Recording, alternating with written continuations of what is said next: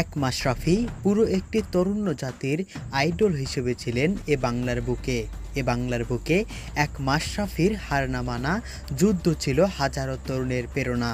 কিন্তু সেই মাশরাফি কিসের ভয়ে আজ রক্তের উপর পা দিয়ে সেই পুরো তরুণ জাতির সাথে বেইমানি করলো? কোন কারণে মুখে কালো ব্যাজ বেঁধে চুপ করে আছেন তা হয়তো আর কারোরই জানার বাকি নয়। তাই তো আজ কোটা সংস্কার আন্দোলনকে কেন্দ্র করে এতদূর ঘুরপাক করতে করতে মাশরাফিকে অবশেষে ধুইয়ে দিলেন বাংলার ছাত্ররা।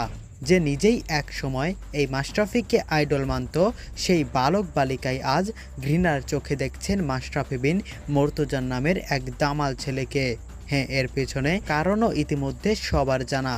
গৌরব থেকে লজ্জা। বাংলাদেশ ক্রিকেটের সাবেক অধিনায়ক, ইতিহাসের সর্বকালের সেরা অধিনায়ক, ক্যাপ্টেন ফ্যান্টাস্টি নামের মাশরাফি বিন মর্তজা তার সমস্ত সম্মান হারিয়েছেন এই বাংলার মাটিতে। তিনি একসময় নায়ক ছিলেন, কিন্তু এখন তিনি অপমান ও অপমানের সম্মুখীন। ওহ ক্যাপ্টেন, মাই ক্যাপ্টেন নামের পোস্টারে আজ গালি দিচ্ছেন তারই আইডলরা। নিজের ছবিতে বিকৃতি আলপনা আঁকিয়ে দিচ্ছেন ছাত্রীরা। প্রিয় দর্শক, আপনাদের কাছে ছাত্রছাত্রীদের করা এরকম কাজকে কেমন মনে হয়েছে কমেন্ট বক্সে অবশ্যই জানাবেন।